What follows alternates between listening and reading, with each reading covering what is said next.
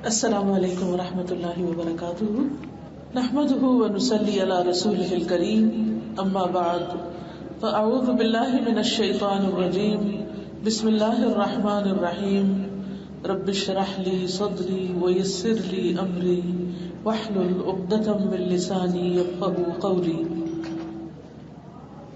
اللہ سبحانہ وتعالی نے ہم سب انسانوں کو بے شمار نعمتوں سے نوازا ہے۔ ہمیں زندگی کے پہلے دن سے لے کر اب تک ہر روز بے شمار نعمتیں ملتی، جن میں سے کچھ کو تو ہم دیکھتے ہیں، ریئلائز کرتے ہیں، ان کے بارے میں ان کو ایکنالج کرتے ہیں، اور کچھ نعمتوں کو تو ہم دیکھ بھی نہیں پاتے۔ اللہ تعالیٰ قرآن مجید میں فرماتے ہیں وَأَسْبَغَ عَلَيْكُمْ نِعَمَهُ ظَاهِرَةً وَبَاطِنَةً، کہ اللہ نے تم پر نچھاور کر دی ہیں اپنی ظاہری نعمتیں بھی اور باطنی بھی، یعنی وہ جو تمہیں دکھائی دیتی ہیں اور وہ جو تم دیکھتے بھی نہیں۔ ان سب نعمتوں میں سب سے بڑی نعمت زندگی کی نعمت ہے، کیونکہ زندگی ہے تو سب کچھ ہے، زندگی نہیں تو کچھ بھی نہیں۔ ہم انسان باقی تمام مخلوقات سے ممتاز اس لیے ہیں کہ ہمیں جو زندگی ملی ہے وہ عقل اور سمجھ والی ہے۔ پہاڑوں کے مقابلے میں، درختوں کے مقابلے میں، ستاروں اور سیاروں کے مقابلے میں انسان کی اہمیت کیوں ہے زیادہ؟ اس لیے کہ انسان کو اپنی مرضی کرنے کا اختیار بھی ملا اور اس کے ساتھ عقل، سمجھ، بوجھ بھی ملی، اور پھر یہ کہ اس کو ایسی زندگی ملی جسے کبھی ختم نہیں ہونا۔ موت، جسے ہم زندگی کے خاتمے کا نام سمجھتے ہیں، وہ دراصل خاتمہ نہیں ہے، وہ ایک ٹرانسفر ہے اس زندگی سے جو اس پلانٹ پر ہے، اس کے اوپر ہے، اس سے ایک اور زندگی کی طرف جو زمین کے اندر ہے، یعنی قبر کی زندگی، برزخ کی زندگی۔ پھر وہ زندگی بھی ختم نہیں ہوگی بلکہ ایک اور فیز میں ٹرانسفر ہو جائے گی، اور وہ ہے آخرت کی زندگی، حشر کا دن، اور اس کی مدت 50,000 سال کے برابر ہے، 50,000 years کی وہ زندگی۔ پھر اس کے بعد ایک آخری اور انفینٹ زندگی شروع ہوگی، جنت یا جہنم کی شکل میں۔ گویا جو روح ایک بار دنیا میں آ گئی اب اس کا خاتمہ نہیں ہے، وہ کبھی ظاہر ہے اور کبھی باطن ہے، کبھی سامنے ہے لوگوں کے، کبھی چھپ گیا، لیکن اس کے احساسات، اس کی سوچیں، اس کی خوشی اور اس کا غم اب ختم ہونے والا نہیں۔ ہاں، آخری منزل پر یا خوشیاں ہی خوشیاں ہیں جنت کی شکل میں، یا پھر غم ہی غم ہے جہنم کی شکل میں، لیکن اس آخری منزل تک پہنچنے سے پہلے یہ زندگی کا حصہ جو اس وقت ہم گزار رہے ہیں یہ سب سے اہم ہے، کیونکہ اس پر ڈپینڈ کرتی ہے وہ زندگی، نہ صرف یہ کہ وہ زندگی بلکہ حشر کی زندگی، قبر کی زندگی، یہ سب بھی آج کی زندگی پر ڈپینڈ کرتے کہ ہماری یہ زندگی کیسے گزرتی ہے، اللہ تعالیٰ کی اطاعت میں گزرتی ہے یا اللہ تعالیٰ کی نافرمانی میں گزرتی ہے۔ وہ زندگی خوشگوار ہوگی اگر یہ زندگی خوشگوار ہوئی، لیکن خوشگوار زندگی، خوبصورت زندگی، خوشحال زندگی کیسی زندگی ہے، جسے ہم دوسرے لفظوں میں کوالٹی لائف کہتے ہیں، تو کوالٹی لائف کیسی لائف ہے کہ جس پر بیسڈ ہماری پھر آخرت کی کوالٹی لائف ہے۔ اگر یہ کوالٹی ہمیں یہاں نہ ملی تو وہاں بھی نہیں ملے گی۔ امام ابن تیمیہ نے کہا کہ ایک جنت آخرت میں ہے اور ایک جنت دنیا میں ہے، جو دنیا کی جنت میں داخل نہیں ہوا وہ آخرت کی جنت میں داخل نہ ہو سکے گا۔ دنیا کی جنت، جی ہاں، دنیا کی جنت کہ جس میں انسان مشکل ترین حالات میں ہوتے ہوئے بھی دل کا سکون، اطمینان، چین، خوشی اور قرار پاتا ہے۔ موسم کیسا بھی ہو، اس کے آس پاس لوگ کیسے بھی ہوں، لیکن اس کا دل مطمئن ہوتا ہے، خوبصورت ہوتا ہے، خوشحال ہوتا ہے، اسے ہر آن اطمینان ہوتا ہے۔ یہ خوشی کس کو میسر ہوتی ہے، کس کو حاصل ہوتی ہے؟ اس کو جس کا حقیقی معنوں میں اللہ سبحانہ وتعالیٰ پر ایمان ہوتا ہے۔ قرآن مجید میں اللہ تعالیٰ فرماتے ہیں، سورۃ النحل آیت نمبر 97 ہے، من عمل صالحا من ذکر او انثى وهو مؤمن فلنحيينه حیاة طیبہ وَلَنَجْزِيَنَّهُمْ أَجْرَهُمْ بِأَحْسَنِ مَا كَانُوا يَعْمَلُونَ. من عمل صالحا، جس نے بھی نیک عمل کیے، اچھے اچھے کام کیے، من ذکر او انثی، خواہ وہ مرد ہو یا عورت ہو، اس سے کوئی فرق نہیں پڑتا، نو جینڈر ڈسکریمنیشن، اچھے کام کوئی بھی کرے، مرد ہو یا عورت، وہو مؤمن، اور وہ مومن ہو، شرط اس بات کی ہے کہ اس کے اندر ایمان ہو، فَلَنُحْيِيَنَّهُ حَيَاةً طَيِّبَةً، تو ہم ضرور اس کو عمدہ زندگی، کوالٹی لائف دیں گے، دنیا میں بھی اچھی زندگی دیں گے، وَلَنَجْزِيَنَّهُمْ أَجْرَهُمْ بِأَحْسَنِ مَا كَانُوا يَعْمَلُونَ، اور ہم انہیں ضرور بہترین جزا دیں گے ان کے اجر یا معاوضے کے طور پر جو وہ بہترین کام کیا کرتے تھے. یعنی دنیا میں رہتے ہوئے جو لوگ احسن عمل کر رہے ہیں، خوبصورت کام کر رہے ہیں، بہترین کام کر رہے ہیں، اللہ سبحانہ و تعالیٰ کی مرضی کے مطابق کام کر رہے ہیں، ان کو نہ صرف یہ کہ آخرت میں ملے گا، بلکہ ہم دنیا میں بھی ان کو بہترین زندگی عطا کریں گے. کوالٹی لائف کا مفہوم ہمارے نزدیک کیا ہے؟ بہترین زندگی کیسی زندگی ہے؟ عام طور پر ہمارے ہاں اس کی ڈیفینیشن کیا ہے کہ ہمارا گھر اچھا ہو، اس کی زندگی کوالٹی لائف ہے جو ایک بہت بڑے پیلس میں رہتا ہو، اس کو بہترین لباس مہیا ہو، اس کے پاس بہترین جاب یا بہترین بزنس ہو، اچھا کھانا پینا ہو، تو وہ شخص تو کوالٹی لائف بسر کر رہا ہے، خواہ اس کے دل کی حالت کچھ بھی ہو، خواہ دل مر چکا ہو، خواہ دل ہر وقت زخمی رہتا ہو، خواہ اس کو رات کو نیند نہ آتی ہو، لیکن ہم سب اس پر رش کرتے ہیں کہ کیا خوش قسمت انسان ہے جس کے پاس سب کچھ موجود ہے. اگر کوالٹی لائف کا یہی معیار اور یہی میزان ہم رکھ کر نبی صلی اللہ علیہ وسلم کی زندگی کو دیکھیں تو کیا آپ کے پاس یہ ساری چیزیں تھیں؟ نہیں تھی. تو کیا آپ کی لائف کوالٹی لائف نہیں تھی؟ آپ کی لائف پروڈکٹیو لائف نہیں تھی؟ کیا آپ دنیا میں کوئی چینج لائے؟ کیا آپ نے خود ایک خوشحال زندگی بسر کی کہ جس میں آپ ہر وقت سب سے زیادہ اسمائل کرنے والے تھے؟ آج کون ایسا انسان ہے جو بھوکا ہو، جس کے پاس کپڑے نہ ہو اور پھر وہ اسمائل بھی کرتا ہو؟ حقیقت میں کوالٹی لائف اس کی ہے کہ خواہ اس کے پاس کچھ ہے یا نہیں، پھر بھی وہ خوش ہونا جانتا ہے، پھر بھی اس کا اخلاق اچھا ہے، پھر بھی وہ لوگوں کے ساتھ بہترین معاملہ کر سکتا ہے، وہ کہیں پر بھی ہو وہ بے خوف رہ سکتا ہے، وہ مطمئن رہ سکتا ہے، وہ لوگوں سے بے نیاز رہ سکتا ہے، اسے کسی کا ڈر، خوف اور غم نہیں ہوتا. اگر کوالٹی لائف کا وہ مفہوم جو ہم نے بنا رکھا ہے اگر اس پر دیکھیں تو کیا پھر صحابہ کی زندگی واقعی بہترین زندگی تھی؟ لیکن آج ہم دنیا میں دیکھتے ہیں کہ نبی صلی اللہ علیہ وسلم کا مقام، صحابہ کرام کا مقام، ہاں ان کے پاس دنیا نہیں بھی تھی تو کتنا بلند ہے. آج لاکھوں کروڑوں لوگ اپنے ناموں کے ساتھ محمد لکھتے ہیں، ہر کوئی اپنے نام میں عمر اور ابو بکر اور عثمان اور علی رضی اللہ تعالی عنہم کے ناموں کی پیروی کرتے ہوئے اپنے بچوں کے نام ان کے ناموں پر رکھتے ہیں اور اس میں فخر محسوس کرتے ہیں اور ان ناموں سے محبت کرتے ہیں. کیوں؟ ہمارے ناموں سے کوئی محبت کیوں نہیں کرتا؟ اور ہمارے ناموں پر اپنے بچوں کے نام لوگ کیوں نہیں رکھتے؟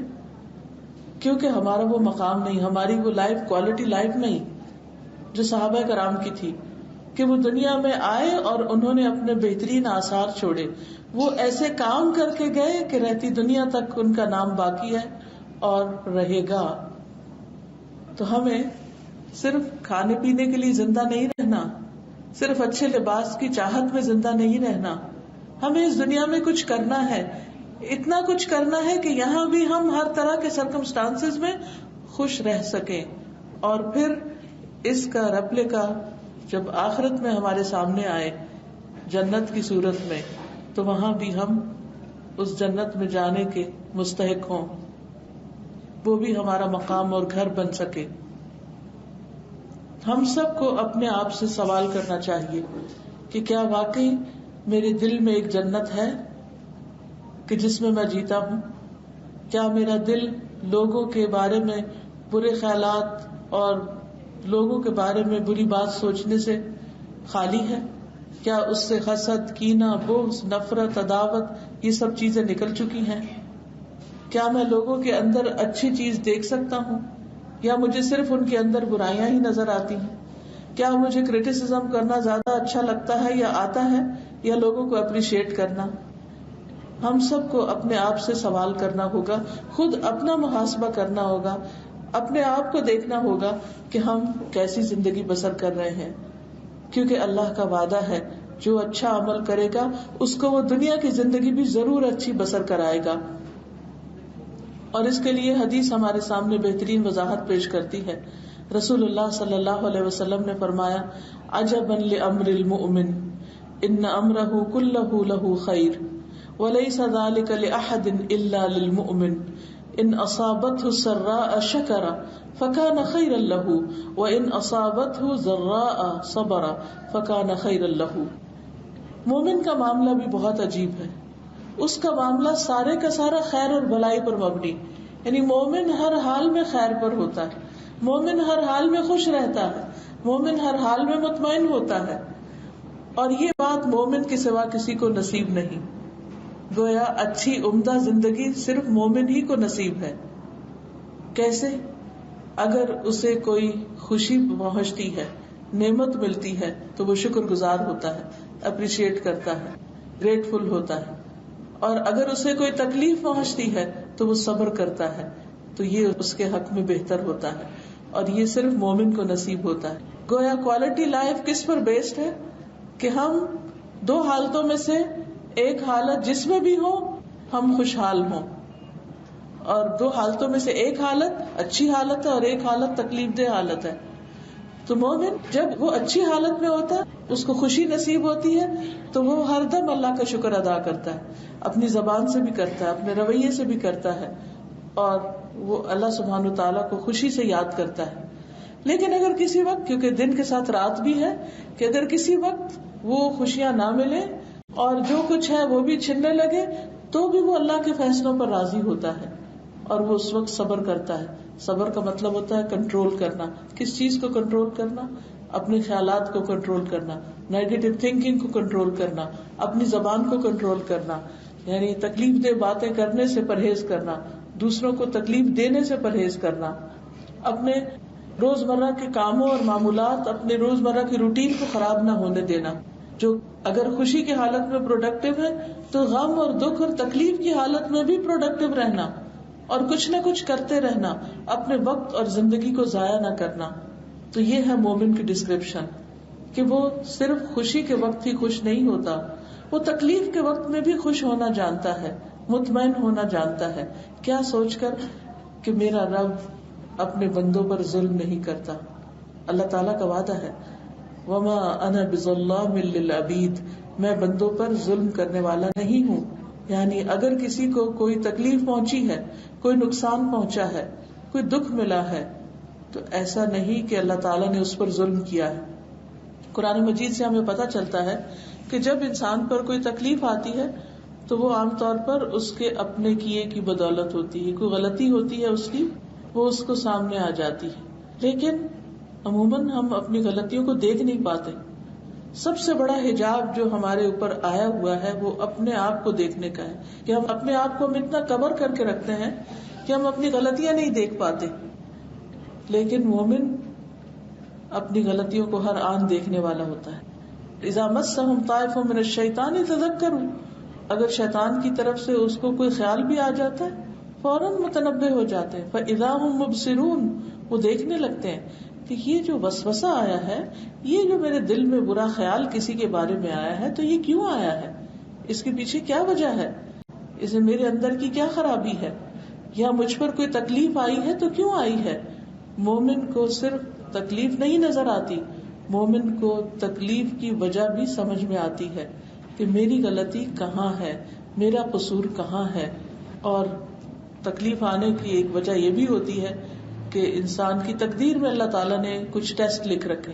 یعنی تکلیف یا آتی ہے غلطی کی وجہ سے، ہمارے کسی گناہ کی سزا کے طور پر، کیونکہ آخرت میں تو اللہ تعالیٰ نے سزا جزا رکھی ہے، لیکن دنیا میں بھی اللہ تعالیٰ نے کچھ نہ کچھ ایسی چیزیں رکھی ہیں کہ جس سے انسان آخرت کی تکلیف سے بچ جائے.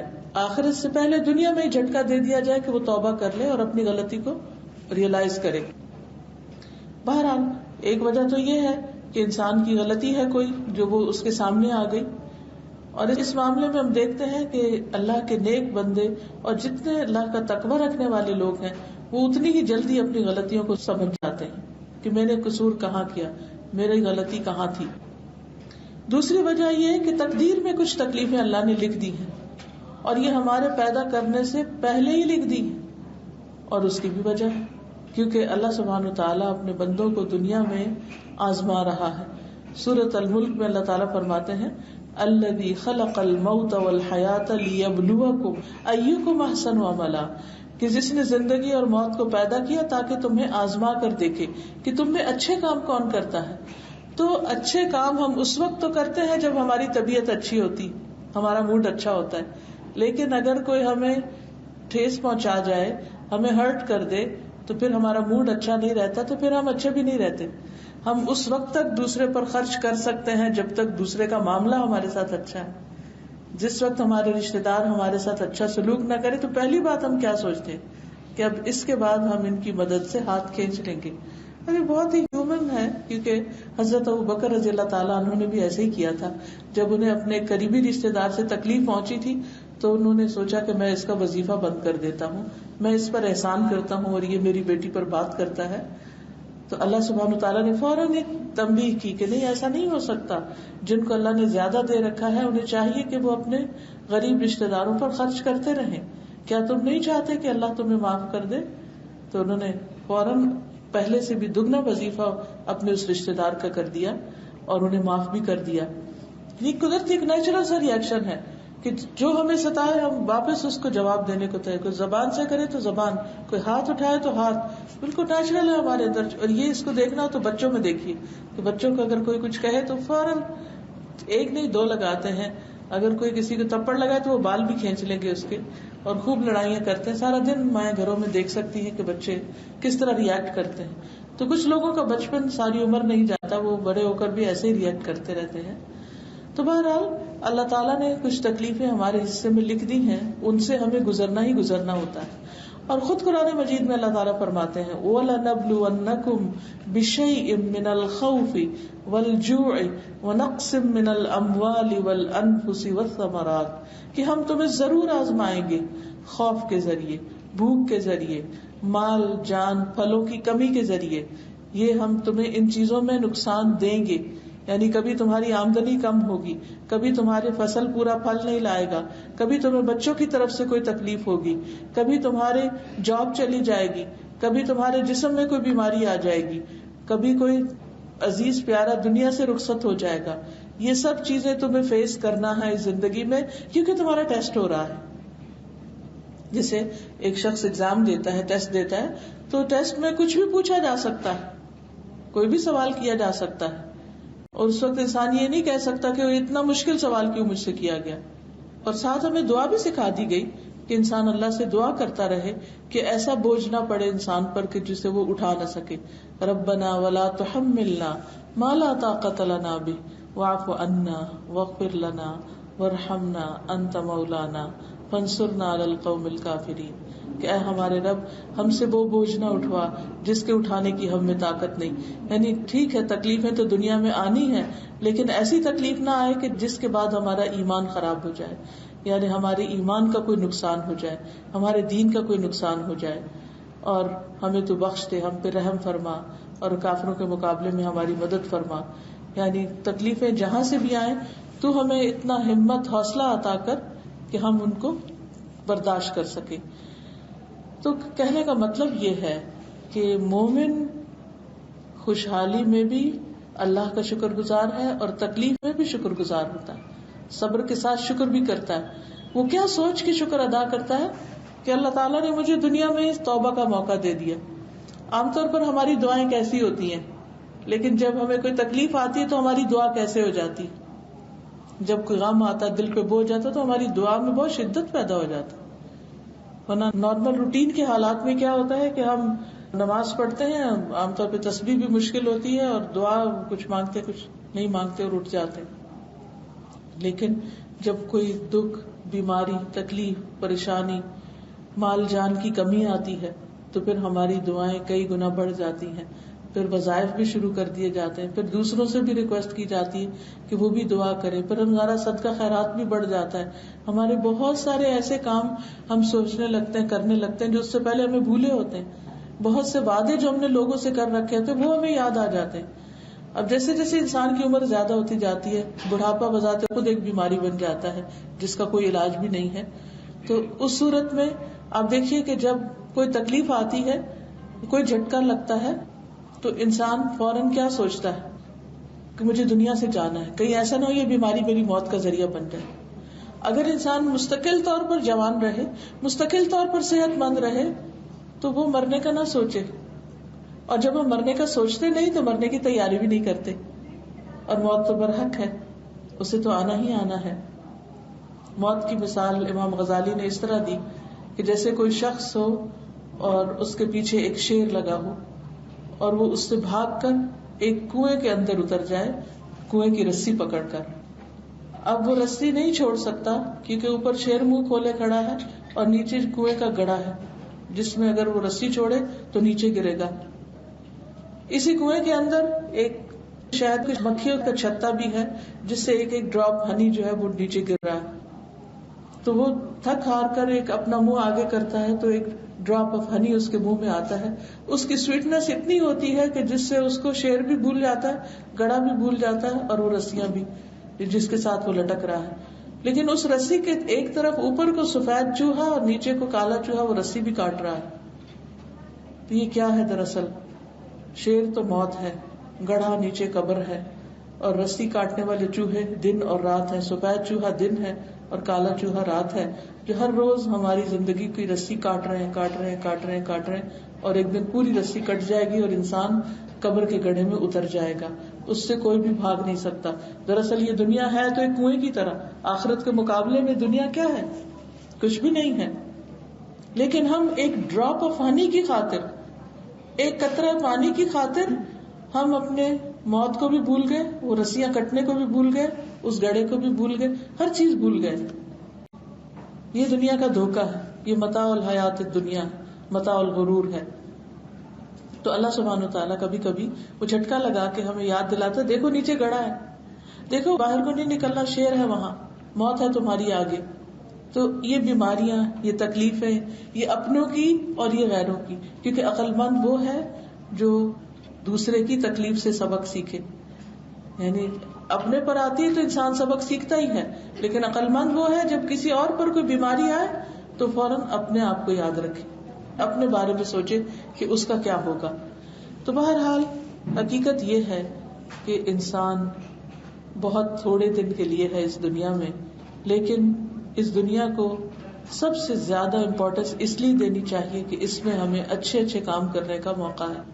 اور اچھے کام کون سے ہیں؟ جو اللہ تعالیٰ کی پسند کے مطابق. آپ ساری دنیا کو خوش کر دیں، پوری دنیا میں آپ کا ڈنکا بجے، سب لوگ آپ پر واہ واہ کریں، لیکن اگر اللہ تعالیٰ آپ کے اس کام سے راضی نہیں تو کچھ بھی نہیں.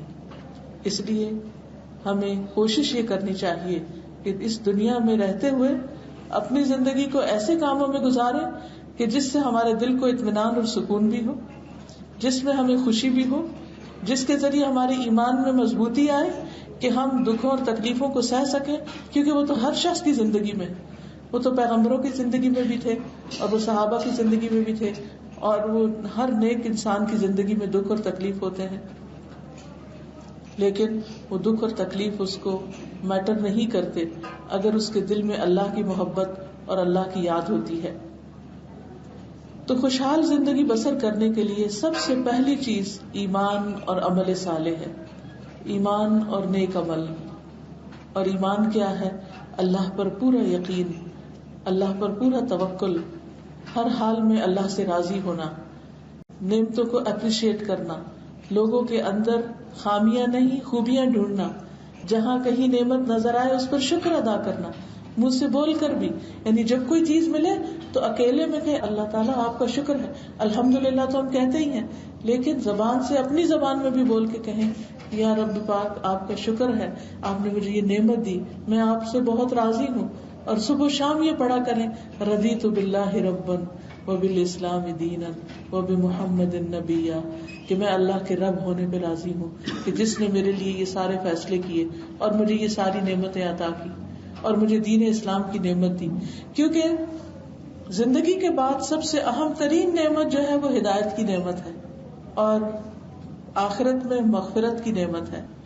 عقل مند کامیاب ترین انسان وہ ہے کہ جس کو دنیا میں ہدایت مل جائے، صحیح راستہ مل جائے اور وہ اس پر استقامت مل جائے اور وہ اپنے نفس کے شر اور ابلیس کے شر سے بچ جائے اور اللہ کی رضا کے کام کرتا ہوا اس دنیا سے رخصت ہو، اور آخرت میں اللہ تعالیٰ اس کی کمی کوتاہی کو معاف کر دے. یہ ہے سکسیسفل انسان، یہ ہے خوش قسمت ترین انسان کہ جو اپنی زندگی کو واقعی کامیاب بنا گیا اور وہ اپنی زندگی سے کچھ کما گیا. ادروائز چاہے ساری دنیا بھی ہم سے خوش ہو، لیکن اگر اللہ خوش نہیں تو ہماری زندگی خوشحال زندگی نہیں، ہماری لائف کوالٹی لائف نہیں. اس کے لیے کرنا کیا چاہیے؟ اپنے آپ کو مصروف رکھنا چاہیے. جو شخص یہ چاہتا ہو کہ دنیا کے غم اس کو بھول جائیں، اسے چاہیے کہ وہ دو کام کرے. ایک اللہ کی عبادت میں اخلاص اور دوسرے بندوں کی مدد اور خدمت، بندوں کے ساتھ احسان. رب کے ساتھ معاملے میں اخلاص اور بندوں کے ساتھ معاملہ کرتے ہوئے احسان. ان دو باتوں کا مطلب کیا ہے؟ نمبر ایک، اللہ کے ساتھ اخلاص کا مطلب یہ ہے کہ کوئی بھی نیکی کا کام کرے، عبادت کا کام کرے، وہ صرف اور صرف اپنے رب کو راضی کرنے کے لیے کرے، دکھاوے کے لیے نہیں کرے، لوگوں کے لیے نہیں کرے، اس کا بدلہ لوگوں سے نہیں چاہے. اور دوسری چیز احسان. احسان کا مطلب کیا ہے کہ کسی بھی انسان یا جانور یا پودے یا انوائرمنٹ یا کسی کے ساتھ بھی معاملہ کرتے ہوئے بہترین معاملہ، یعنی جتنا حق بنتا ہے کسی کا اس سے زیادہ اچھا. جو شخص دوسروں پر احسان کرتا ہے، اللہ کا وعدہ ہے کہ اللہ تعالیٰ اس کے ساتھ ضرور اچھا کرے گا. قرآن مجید میں اللہ تعالیٰ فرماتے ہیں للذین احسنوا الحسنى وزیادہ، جو اچھا کریں گے، احسان کریں گے، ان کے لیے اچھا ہے، یقینی طور پر اچھا ہے. وہ زیادہ اور زیادہ بھی ہے. اور یہ زیادہ کیا ہے؟ اللہ تعالیٰ کے چہرے کا دیدار. اللہ تعالیٰ ایسے لوگوں کو اپنا چہرہ دکھائیں گے جس کو دیکھ کر ایسی لذت انسان کو ملے گی کہ جنت کی بھی ہر نعمت اس کو بھول جائے گی. اب اس کی چھوٹی سی مثال سے دیکھیے کہ عام طور پر بہن بھائی ہوتے ہیں، یہ رشتہ دار ہوتے ہیں، سسرالی رشتہ دار ہیں، یہ خاندان کے، یہ شوہر ہے، یہ بچے ہیں، تو ہم ایکسپیکٹ یہ کرتے ہیں کہ وہ ہم سے اچھا کریں، وہ ہمارے حقوق کا خیال رکھیں، اور ہم بھی اپنے طور پر اچھا کرنے کی کوشش کرتے ہیں. لیکن جہاں وہ اچھا نہیں کرتے وہاں ہم اچھا کرنا چھوڑ دیتے ہیں. یہ احسان نہیں. احسان یک طرفہ ہوتا ہے، احسان بدلے میں نہیں ہوتا کہ کوئی اچھا کرے تو ہم اچھا کریں. احسان اس کا بھی احسان ہے کہ کوئی اچھا کرے، تھوڑا اچھا کرے، کم اچھا کرے، نہ اچھا کرے تو انسان اچھا کرے. کیوں؟ اس لیے کہ اس کو اپنا بدلہ اللہ تعالی سے لینا ہے. یہی ایمان کا تقاضا ہے، یہی انسان کے لیے ایک یقینی بات ہے. اور اس کے لیے انسان دو کام کرے. ایک ہے نفع مند علم سیکھنا اور دوسرا ہے اس علم کے مطابق عمل کرنا. اللہ سبحانہ وتعالیٰ کی بہترین عبادت اور بندوں کے ساتھ احسان نہیں ہو سکتا جب تک انسان مشغول نہ رہے، اپنے آپ کو آکیوپائڈ نہ رکھے کسی قسم کے علم اور عمل میں. علم کیا ہے؟ روشنی ہے. وہ ہمیں نئے نئے کام، اچھے اچھے کام کرنے کا طریقہ بتاتا ہے اور کیا کرنا ہے اور کیا کرنا ہے. اسی لیے ہم دیکھتے ہیں کہ اللہ کے رسول صلی اللہ علیہ وسلم نے اپنی ساری زندگی میں بہت سے کام کیے، ہر طرح کے کام کیے اچھے اچھے، لیکن علم کا سیکھنا سکھانا نہیں چھوڑا. آخر تک آپ سیکھتے بھی رہے اور سکھاتے رہے، اور ہر موقع پر سکھاتے. کسی سفر میں ہوتے، کسی کھانے کی مجلس میں ہوتے، کہیں پر بھی ہوتے، آپ لوگوں کو کچھ نہ کچھ اچھی بات سکھاتے رہتے. ایک دفعہ آپ حضرت ابو ہریرہ کے پاس سے گزر رہے تھے تو آپ نے پوچھا کیا کر رہے ہو تم؟ کہا میں پودا لگا رہا ہوں. کہا میں تمہیں طریقہ بتاؤں کہ جنت کے پودے کیسے لگتے ہیں. ہم بھی تو لوگوں کے پاس سے گزر رہے ہوتے ہیں، مالی کام کر رہے ہوتے ہیں، ہمیں تو کبھی خیال نہیں آیا کہ ان کو کوئی اچھی بات بتا دے راہ گزرتے ہوئے، یا کوئی اور گھر کا کام کر رہا ہے یا کچھ بھی. تو آپ کو یہ تلقین کی گئی کہ آپ یہ دعا مانگیے وقل رب زدنی علما، اے اللہ میرے علم میں اضافہ فرما، اے رب میرے علم زیادہ کر دے. اور اس کے ساتھ ساتھ وہ یہ نہیں کہ انسان خود ہی اکٹھا کرتا رہے، ساتھ ساتھ بانٹتا بھی رہے، کیونکہ دولت بانٹنے سے کم ہوتی ہے لیکن علم بانٹنے سے زیادہ ہوتا ہے. جب انسان کو کسی کو دینا ہوتا ہے تو اس کو مزید سیکھنے کی خواہش ہوتی. مال کی انسان کو حفاظت کرنی پڑتی لیکن علم انسان کی حفاظت کرتا ہے، اس کے دین کی، اس کے ایمان کی، اس کی صحت کی، اس کی بہت سی چیزوں کی. تو اس لیے انسان کو اچھے کاموں کے لیے کوشش کرتے رہنا چاہیے. پھر یہ ہے کہ انسان جب عبادت، احسان، علم اور عمل میں مصروف ہو تو اس کے لیے انسان اس کام کے اندر یعنی پوری کوالٹی کا کام کرے. یہ نہیں کہ آپ کچھ سیکھ رہے ہیں اور آپ کا دھیان کہیں اور ہے. نہیں، کسی بھی کام پر جو بھی نفع مند کام ہے، نماز ہے تو، بندوں کی خدمت ہے تو، کچن میں کام ہے تو، کسی مجلس میں بیٹھے ہیں تو، ہر موقع پر فوکس کرنا یہ ایک خوشحال زندگی کا راز ہے. کوالٹی لائف کی ایک خوبی یہ ہوتی ہے کہ انسان اس کام پر فوکس کرتا ہے، اس کو بہترین طریقے پر کرنے کی کوشش کرتا ہے جس میں وہ مصروف ہوتا ہے. اچھا، ہمارا حال کیا، جب ہم نماز پڑھ رہے ہوتے ہیں تو ہمیں سارے کام یاد آ رہے ہوتے ہیں، یہ بھی کرنا، یہ بھی کرنا، یہ کرنا. اچھا، جب کام کرنے لگتے ہیں تو نماز یاد آ رہی ہوتی ہے، اچھا نماز پڑھنی ہے. جب نماز پڑھ چکتے ہیں کچھ اور کرنے لگتے ہیں تو ہمیں کچھ ماضی کے باتیں یاد آنے لگتی. کسی انسان کو ملنے کے لیے جانے لگتے ہیں یا کوئی اور کسی کے ساتھ لین دین کرنے لگتے ہیں تو کوئی اس کے ساتھ اگر برا واقعہ ہوا ماضی میں، پاسٹ میں ہوا تو وہ باتیں یاد آنے لگی. ہسبینڈ کے ساتھ معاملہ ہے تو اس وقت اس کی خوشی کا خیال رکھنے کی بجائے کہ کہاں کہاں اس شخص نے میرے ساتھ زیادتی کی وہ سوچنے لگتے ہیں اور اپنے آپ کو غمگین کرنے لگتے ہیں. نہ ہم ڈنگ کا غمگین ہو سکتے ہیں نہ ڈنگ کے خوشحال ہو سکتے ہیں، کیونکہ کبھی ہم مستقبل کے بارے میں سوچ رہے ہوتے ہیں کیا بنے گا، دنیا کے حالات بڑے خراب ہو گئے ہیں، اب تو آئندہ اور زیادہ مشکلات آنے والی. دنیا کے حالات ٹھیک کب تھے؟ اگر آپ پوری انسانی ہسٹری پڑھیں، یورپین ہسٹری پڑھیں یا امریکن ہسٹری پڑھیں یا انڈو پاک کی ہسٹری پڑھیں، آپ میں سے کچھ لوگ ہسٹری کے اسٹوڈنٹ رہے ہوں گے، کون سی ہسٹری جنگوں سے خالی ہے؟ اسلامک ہسٹری پڑھیں، کون سی ہسٹری جنگوں سے خالی ہے، فتنوں سے خالی ہے، آزمائشوں سے خالی؟ ہر دور میں لوگ ان سب چیزوں کو فیس کرتے رہے ہیں اور یہ سب فتنے آتے جاتے رہے ہیں. لیکن ان صرف خبروں پر نظر لگائے رکھنا یا بار بار ان کو فالو کرتے رہنا یا ہر ایک سے پوچھنا تم کیا سمجھتے ہو دنیا کے حالات کیسے ہیں، کیا ہوگا، کیا تھرڈ ورلڈ وار شروع ہو جائے گی، کیا بنے گا، ان باتوں کے کرنے کا اور ان کے تبصرے سننے کا کچھ زیادہ فائدہ نہیں ہے.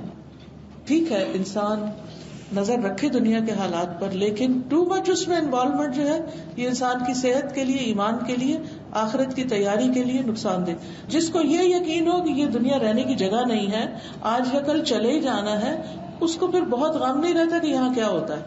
اس کا غم یہ ہے کہ کل کیا ہوگا، کل میں اپنے رب کے سامنے جب کھڑا ہوں گا تو میں کیا جواب دوں گا کہ میں نے اپنی زندگی کہاں گزاری، جوانی کہاں گزاری، مال کو کہاں خرچ کیا، جو مجھے ملا علم اس پر کتنا عمل کیا. اس کو کل کی فکر، جس کو کل کی بڑی فکر لگ جاتی ہے اس کو آج کے دنیا کے حالات کی فکر کم لگتی ہے.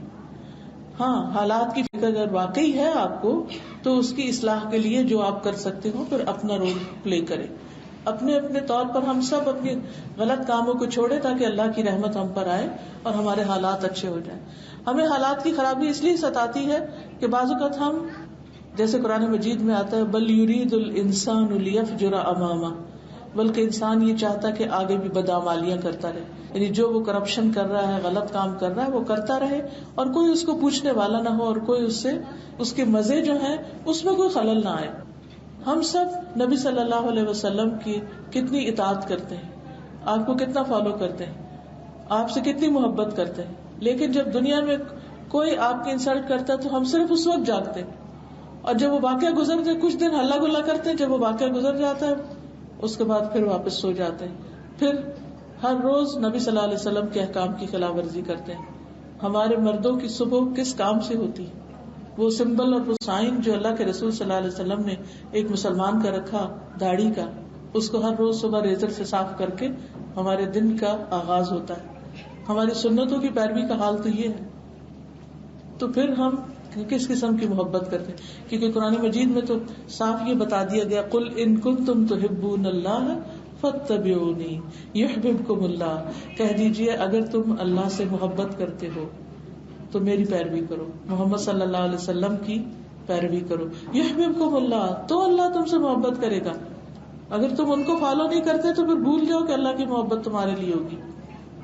تو ہم سب کو اپنی اپنی زندگی میں یہ دیکھنے کی ضرورت ہے کہ ہم کر کیا رہے ہیں, ہمارے عمل کیا ہے. تو یہاں پر جو نقطہ آپ کے سامنے رکھنا تھا مجھے وہ یہ کہ ہر دن کا ہر گھنٹہ ہی کوالٹی ٹائم ہو, کوالٹی لائف ہو, اس میں کچھ نہ کچھ بہترین کام کرتے رہیں. وقت ضائع کرنے سے بچیں, پاسٹ کی فکر نہیں کریں, پاسٹ کا غم نہیں کریں کہ جو ہو چکا اب آئندہ ٹھیک کر لیں, اور فیوچر کے لیے بہت زیادہ اندیشوں کا شکار نہیں ہو.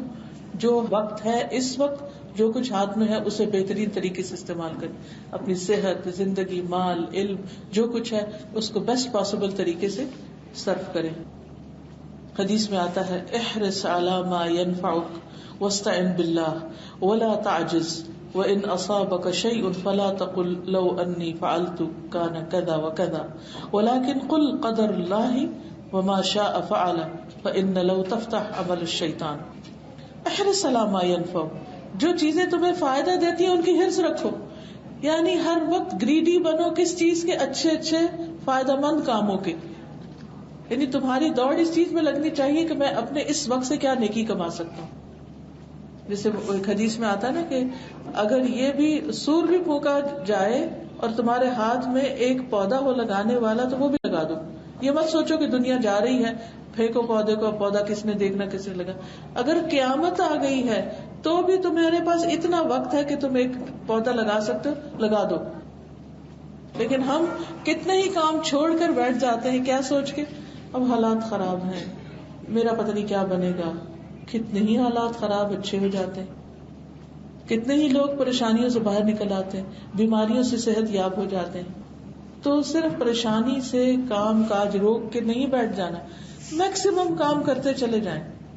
احرص علی ما ينفعك, اور اگر نہیں ہو پا رہا واستعن باللہ, اللہ سے مدد مانگے. ولا تعجز, عاجز ہو کے مت بیٹھ جائیں, ہاتھ پہ ہاتھ رکھ کے نہیں بیٹھیں, فارغ نہیں رہیں, پریشان نہیں رہیں, اٹھیں اور کچھ کر لیں. وَإِنْ أَصَابَكَ شَيْءٌ, پھر اگر کوئی مصیبت آ جائے کہ آپ کرنے لگے, آپ گر گئے, تو آپ یہ نہ کہیں کاش میں یہ نہ کرتا. نہیں, آپ کی نیت اچھی تھی, آپ اچھا ہی کرنے جا رہے تھے لیکن راستے میں نہیں ہو سکا, کوئی بات نہیں, اس میں بھی خیر ہوگی. اس وقت کیا کہے انسان. بعض اوقات ہوتا ہے نا, ہم نے تو استخارہ کر کے شادی کی تھی تو کیا ہوا, ہم نے تو یہ سوچا تھا اور ہمارے ساتھ کچھ اور بڑا دھوکا ہو گیا. دونوں فریق کہتے ہیں, وہ کہتا ہے ہمارے ساتھ ہو گیا, یہ کہتے ہیں ہمارے ساتھ ہو گیا. اللہ ہی جانتا ہے کہ کس کے ساتھ ہو اور کس کے ساتھ نہیں. لیکن جب کبھی ناپسندیدہ چیز سامنے آ جائے تو کہیے اللہ کی تقدیر یہی تھی, یہ ہماری قسمت میں ایسا ہی لکھا تھا, یہ ہونا تھا. سو واٹ, ہو گیا, ختم بات, اب آگے چلو, پھر خیر کی تلاش میں نکلو. اب اس پہ غم نہیں مناتے رہو, کاش مت کہو, کیونکہ اس سے شیطان کا دروازہ کھل جاتا ہے, وہ تمہیں غمگین رکھتا ہے. تو اس لیے ہونا یہ چاہیے کہ انسان کو ہر وقت کچھ نہ کچھ مفید کام کرتے رہنا چاہیے. اگر کچھ بھی نہیں آپ کے پاس کرنے کو, اللہ نے بہت مددگار دے رکھے ہیں, سب کام وہی کرتے ہیں, تو آپ اللہ کا ذکر کرتے رہیے. الاکثار من ذکر اللہ تعالی, increase in the remembrance of Allah, زیادہ سے زیادہ وقت اللہ کی یاد میں لگائیے. رسول اللہ صلی اللہ علیہ وسلم نے فرمایا, مجھے سبحان اللہ والحمد للہ ولا الہ الا اللہ واللہ اکبر ولا حول ولا قوة الا باللہ کہنا پوری دنیا سے زیادہ محبوب ہے جس پہ سورج نکلتا ہے. یعنی دنیا میں جتنی بھی دولت ہے, جتنی بھی اچھی اچھی چیزیں, ان سب سے پیاری چیز مجھے اللہ کے ذکر کرنا ہے. یعنی انسان اپنے وقت کا ایک بڑا حصہ دنیا کے پیچھے بھاگتے ہوئے گزارتا ہے. ٹھیک ہے, ضرورت کی دنیا تو ہو, لیکن باقی اپنا کوالٹی ٹائم اللہ کے ذکر میں گزارے. اللہ کا ذکر دلوں کو اطمینان بخشتا ہے. سارے غم, دکھ, پریشانیاں ختم ہو جائیں گی اگر آپ کثرت سے اللہ کا ذکر کریں گے. ہر نماز کے بعد سبحان اللہ, الحمد للہ, اللہ اکبر 33 بار اور آخری بار لا الہ الا اللہ وحدہ لا شریک لہ لہ الملک و لہ الحمد وہو علی کل شیء قدیر. فرمایا کہ جو یہ ہر نماز کے بعد پڑھے گا وہ اپنے سے آگے جو نیک لوگ ہیں ان تک پہنچ جائے گا اور پیچھے والے اس تک نہیں پہنچ سکے گی, اور وہ اپنے سب لوگوں کے بیچ میں جتنے بھی اس کے آس پاس رہتے ہیں اللہ کی نظر میں سب سے بہترین ہوگا, سب سے بہترین. لیکن 1 منٹ لگتا ہے بس یہ عمل کرنے میں, مگر ہم سلام پھیرتے ہیں اور اٹھ جاتے ہیں, تسبیح نہیں کرتے. کیا ہم نہیں چاہتے کہ ہمارا شمار سابقون السابقون میں ہو؟ کیا ہم نہیں چاہتے کہ ہم نیکیوں میں سب سے آگے ہوں, اللہ تعالیٰ کو پسند, اللہ کی محبت رکھنے والے, اور اللہ تعالیٰ ہم سے محبت کرے؟ تو جب ایک شخص اپنے وقت کو اللہ کے ذکر میں لگاتا ہے, چاہے نماز کے بعد ہو, چاہے نماز کے اندر ہو, چاہے عام چلتے پھرتے کام کاج کرتے, تو وہ دراصل اپنی زندگی کو کیش کر رہا ہوتا ہے, اپنی آخرت کو بلند ترین درجوں تک لے جانے کی کوشش کر رہا ہوتا ہے. پھر اسی طرح ایک ہے اللہ کا ذکر اس طرح کرنا کہ سبحان اللہ الحمدللہ پڑھنا, دوسرے اللہ کی بلیسنگز کے بارے میں بات کرنا, talk about the blessings of Allah سبحانہ و تعالی. کسی مجلس میں بیٹھ جائیں, لوگ اپنی بیماریاں, تکلیفیں, پریشانیاں, مال کی کمی, جان کی کمی, اس کا ذکر بہت کرتے ہیں. جاب چلی گئی, فلاں ہو گیا, فلاں ہو گیا, کوئی اچھی خبر نہیں دیں گے آپ کو, اور کچھ نہیں تو سروٹس کے مسئلے لے کے بیٹھ جائے گی. وہ اس نے یہ دھوکہ دے دیا, وہ یہ توڑ دیا, یہ لے کے چلی گئی, ماسیوں کی باتیں شروع ہو جائے گی, سروٹس کی باتیں شروع ہو جائیں گی. یعنی ہر وقت کچھ نہ کچھ خراب چیز ہی ہے جو ہمارے حواس پہ طاری رہتی ہے, اور اس کا ذکر ہم زیادہ کرتے ہیں. تو ہمیں اپنے اوپر ایک چیک رکھنا ہے کہ سارے دن میں ہم بلیسنگز کا ذکر زیادہ کرتے ہیں یا ٹریجڈیز کا زیادہ کرتے ہیں. تو جو شخص خوش رہنا چاہتا ہے اس کو بلیسنگز کا ذکر زیادہ کرنا چاہیے. یہ بھی اللہ کا ذکر ہے, کیونکہ بندہ جب الحمدللہ کہتا ہے اللہ اس سے راضی ہو جاتا ہے, اللہ تعالیٰ اس سے خوش ہوتا ہے. تکلیف بھی ہو تو نبی صلی اللہ علیہ وسلم اس وقت بھی کہتے تھے الحمدللہ علی کل حال, ہر حال میں اللہ کا شکر ہے. اس سے بری بھی تکلیف ہو سکتی تھی, اس سے بڑا بھی حادثہ ہو سکتا تھا. اس لیے پریشان رہنا چھوڑیے, جینا سیکھیے, اور جینے کے لیے ذکر کی کثرت اور بلیسنگز کا ذکر, اللہ سبحانہ و تعالیٰ کے نعمتوں کا ذکر. فَأَمَّا بِنِعْمَةِ رَبِّكَ فَحَدِّثْ. پھر اسی طرح اس بات کی کوشش کہ انسان اپنے دکھ اور غم اپنی زندگی سے مائنس کرے. وہ کیسے؟ اپنے سے چھوٹے کو دیکھ کر, دنیا کے معاملے میں اپنے سے کم تر کو دیکھ کر, اور تکلیف کے معاملے میں اپنے سے اوپر والے کو دیکھ کر. کیونکہ آپ صلی اللہ علیہ وسلم نے فرمایا کہ تم اپنے سے نیچے والے کو دیکھو, اس کو نہ دیکھو جو تم سے زیادہ مال و دولت رکھتا ہے, زیادہ نعمتیں رکھتا ہے. اس طرح تم اللہ کی نعمتوں کو حقیر نہیں سمجھو گے, تمہیں جو کچھ ملا اس کو بھی اپریشیٹ کرو گے. تو یہ ایک طریقہ ہے خوش رہنے کا. پھر اسی طرح جب انسان دوسروں کی تکلیف دیکھے گا تو اپنی تکلیف بھولے گا, اور اپنی تکلیف میں پچھلی بھی بھولے, اب کی بھی بھولے, اپنے آپ اپنی اٹینشن ڈائیورٹ کرے تاکہ اس کی زندگی کسی کام آ سکے. اس کے لیے نبی صلی اللہ علیہ وسلم نے ایک بہت خوبصورت دعا ہمیں سکھائی ہے. اگر دن کی ایک نماز کے بعد بھی پڑھ لیں تو انشاءاللہ بہت فائدہ ہوگا, زندگی بہتر ہو جائے گی. کوالٹی لائف کے لیے دعا ہے, اللہم اصلح لی دینی الذی هو عصمت امری واصلح لی دنیایا التی فیہا معاشی واصلح لی آخرتی التی فیہا معادی واجعل الحیاۃ زیادۃ لی فی کل خیر واجعل الموت راحۃ لی من کل شر. اے اللہ میرے دین کی اصلاح کر دے جو میرے معاملے کے بچاؤ کا ذریعہ ہے, جس کی وجہ سے میری نجات ہوگی. میری دنیا کی اصلاح کر دے جس میں میرے معاش ہے, میری دنیا کے رہن سہن ہے, یعنی کہ جہاں ویئر مائی لائف ایگزسٹس. وَأَصْلِحْ لِي آخرتی, اور میری آخرت کی اصلاح کر دے, میری آخرت کو اچھا کر دے کہ جہاں جا کر مجھے رہنا ہے. اور وَجَعَلِ الْحَيَاةَ زِيَادَةً لِّي فِي كُلِّ خَيْرٍ, میری زندگی میں خیر ہی خیر بھر جائے, خیر ہی میں اضافہ ہوتا رہے, یعنی میری زندگی ہر دم خیر کو انکریز کرتی رہے, یعنی اچھے اچھے کام کرتے رہو تاکہ بھلائیاں مجھے زیادہ ملیں, اور میری موت کو ہر شر سے بچنے کا ذریعہ بنا دے. یعنی جب فتنوں کا دور ہو تو مجھے تم اپنی رحمت سے اٹھا لینا, اور ایسی مصیبت میں نہ ڈالنا کہ جس کی وجہ سے میں ہلاک ہوں. ایک اور دعا ہے کوالٹی لائف کے لیے، اللہم رحمتک ارجو فلا تکلنی الی نفسی طرفۃ عین واصلح لی شأنی کلہ لا الہ الا انت۔ اے اللہ میں تیری رحمت کی امید رکھتا ہوں، مجھے ایک لمحے کے لیے بھی میرے نفس کے حوالے نہ کرنا، اور میرے سارے حالات کی اصلاح کر دے، تیرے سوا کوئی الہ نہیں۔ نبی صلی اللہ علیہ وسلم اس کو صبح کی دعا میں پڑھا کرتے تھے، اور اس دعا کو پڑھنا نہیں بھولنا چاہیے۔ تو جب انسان یہ دعائیں پڑھے گا تو انشاءاللہ اس کے اندر ایک پاور آئے گی، ایک انرجی اس کو ملے گی کہ جس سے وہ دنیا کی مشکلات کو اپنے لیے ہلکا سمجھے گا اور اس کے لیے پھر کوشش بھی کرے گا۔ پھر یہ ہے کہ کسی بھی برے خیال کو اپنے اوپر حاوی نہ ہونے دیں، زیادہ دیر تک اس کو اپنے اوپر نہیں رکھے، یا کسی سے بات کریں یا ذکر کریں یا نفل پڑھ کے دعا کریں۔ نبی صلی اللہ علیہ وسلم پر جب کوئی پریشانی آتی تھی فوراً نوافل پڑھتے تھے، یا کوئی ایسا کام شروع کر دیں، اگر رونے کو دل چاہ رہا رو لیں ایک دفعہ خوب، لیکن اس کے بعد اس کو بلانے کی کوشش کریں۔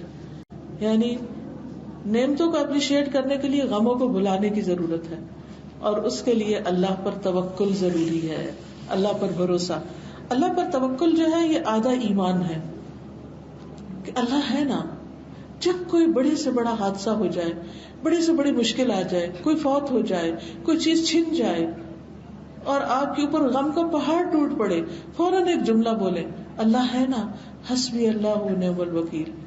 دنیا تو ساری بے وفا ہے، چاہے اپنے بچے ہوں، چاہے مال و دولت ہو، کچھ بھی پاس رہنے والا نہیں، سب چھوڑنے والے ہیں، صرف اللہ ہی ہے جو بندے کے ساتھ ہوتا ہے۔ نبی صلی اللہ علیہ وسلم نے غار ثور میں کیا فرمایا تھا حضرت ابوبکر سے؟ لا تحزن ان اللہ معنا، غم نہیں کرو، ڈونٹ بی سیڈ، اللہ ہمارے ساتھ ہے۔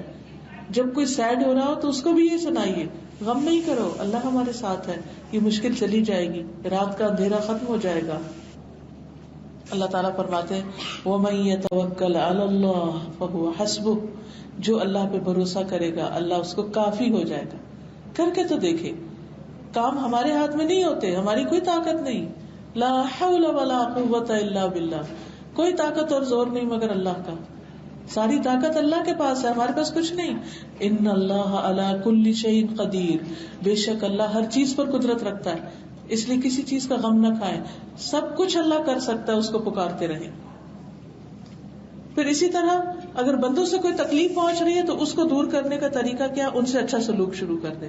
قرآن مجید میں اللہ تعالیٰ فرماتے ہیں ادفع باللتی ہی احسن، برائی کو اس طریقے سے دور کرو جو اچھا، تو برائی دور ہو جائے گی، تکلیف ہٹ جائے گی تمہاری، کیونکہ اگر آپ گالی کا جواب گالی سے دیں گے تو وہ تکلیف دور نہیں ہوگی۔ پھر اسی طرح لوگوں کی نفرتیں جو ہے وہ دل سے نکال دیں، خصوصاً اپنے قریبی پیارے لوگوں کی۔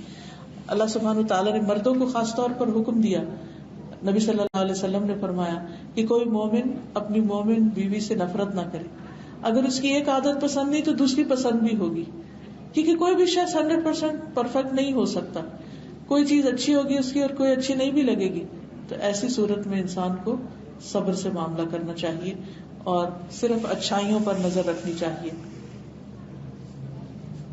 پھر یہ ہے کہ زندگی کے بارے میں بیلنسڈ اپروچ ہونی چاہیے، ہر چیز میں اعتدال، کھانے پینے میں، سونے میں، دوستی میں، محبت میں، نفرت میں، ہر چیز کے اندر ایک بیلنسڈ اپروچ۔